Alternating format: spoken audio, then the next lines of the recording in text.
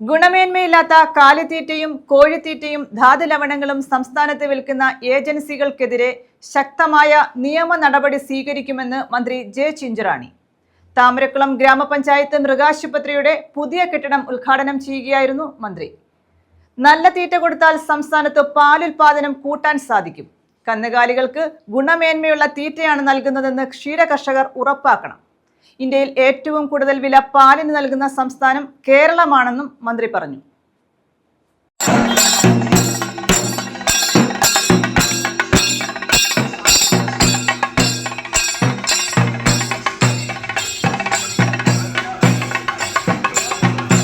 പാലിന് ഏറ്റവും കൂടുതൽ വില നൽകുന്ന സംസ്ഥാനമാണ് കേരളമെന്നും കേരളത്തിലെ പാലാണ് ഏറ്റവും നല്ല പാലെന്ന് കേന്ദ്ര സർക്കാർ അംഗീകരിച്ചിട്ടുണ്ടെന്നും മന്ത്രി ജെ ചിഞ്ചുറാണി പറഞ്ഞു. കേരളത്തിലെ മുഴുവൻ പശുക്കളെയും ഇൻഷുർ ചെയ്യാനുള്ള സമഗ്ര ഇൻഷുറൻസ് പദ്ധതി പരിഗണനയിലുണ്ടെന്നും താമരക്കുളം ഗ്രാമപഞ്ചായത്ത് മൃഗാശുപത്രിയുടെ പുതിയ കെട്ടിടം ഉദ്ഘാടനം ചെയ്തുകൊണ്ട് മന്ത്രി പറഞ്ഞു. ഏതാണ് എന്ന് തിരിച്ചറിഞ്ഞു. ആ തീറ്റ ഞങ്ങൾ പ്രത്യേകിച്ചും അത് എടുത്തുകൊണ്ടുവന്ന് നോക്കിയപ്പോൾ അതിനകത്ത് ചിലതിൻ്റെ അംശങ്ങൾ കൂടിപ്പോയി എന്ന് പറഞ്ഞാൽ ചിലർ കൊടുത്തു കഴിഞ്ഞാൽ പാല് കൂടുതൽ കിട്ടും എന്ന ലേബലിൽ നമ്മൾ കൊടുക്കുമ്പോഴാണ് ആ തീറ്റയിൽ നമുക്ക് അവിശ്വാസ്യത വരുന്നത്. ആ തീറ്റ കഴിച്ച് മരണപ്പെടും. അതുകൊണ്ട് തന്നെ ഞങ്ങൾ കേരളത്തിൽ ഇപ്പോൾ ഒരു പുതിയ നിയമം കേരളത്തിൽ കൊണ്ടുവന്നു. കാലിത്തീറ്റയിലും കോഴിത്തീറ്റയിലും ധാതുലവണ മിശ്രിതത്തിലും അത് നമ്മുടെ കേരളത്തിനകത്തേക്ക് ഇത്തരത്തിലുള്ള തീറ്റകൾ കടന്നു വരുമ്പോൾ ഏതെങ്കിലും പശുക്കൾ അത് കഴിച്ച് മരിച്ചാൽ അവരെ ശിക്ഷിക്കുവാനുള്ള നടപടി നമ്മുടെ ഈ പുതിയ നിയമത്തിൽ ഞങ്ങൾ കൊണ്ടുവന്നു. ഒരു പശു മരണപ്പെട്ടാൽ പകരം പശുവിനെ കൊടുക്കത്തക്ക നിലയിലുള്ള നിയമവും ഞങ്ങൾ കേരളത്തിൽ ഇപ്പോൾ കൊണ്ടുവന്നിട്ടുണ്ട്.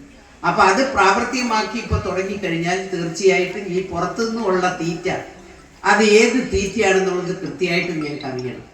MS അരുൺകുമാർ MLA അധ്യക്ഷത വഹിച്ചു. നിരവധിയായ വികസന പ്രവർത്തനങ്ങളെ കുറിച്ച് പ്രിയപ്പെട്ട പ്രസിഡന്റ് സൂചിപ്പിക്കുന്നു. MLA എന്നുള്ള നിലയിൽ മാവേലിക്കരയിലെ ജനപ്രതിനിധി എന്നുള്ള നിലയിൽ ആ വികസന പ്രവർത്തനങ്ങൾക്കെല്ലാം MLA ഫണ്ട് ഉൾപ്പെടെ ഏറ്റവും നന്നായി വിനിയോഗിക്കാൻ കഴിയുന്ന ചാരിതാർത്ഥ്യം ഉണ്ട് എന്നുള്ളതാണ്.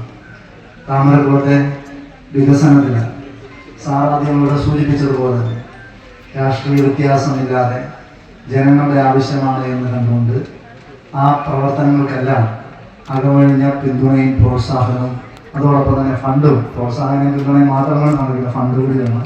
ആ ഫണ്ടും ക്രിയാത്മകമാണ്.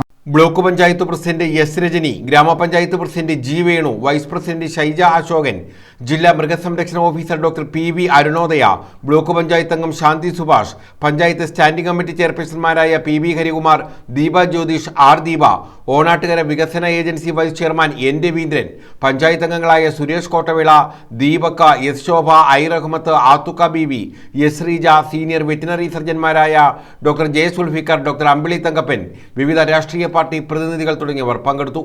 News bureau, Charummood.